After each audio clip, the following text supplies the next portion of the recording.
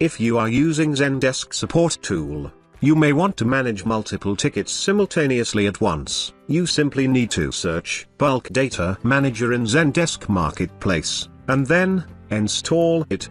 Once installed, you will see this icon on the extreme left of the workplace. Clicking on this icon will open a new window with multiple rows, columns, and tools on the header.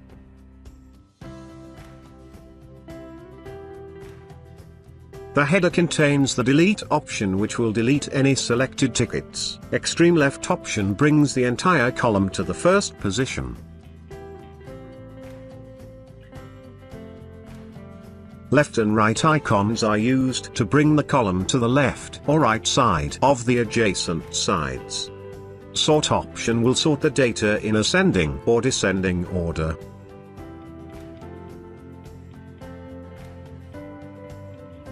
Changing information in a row or column will change the original ticket's information. However, phone number and email address are restricted.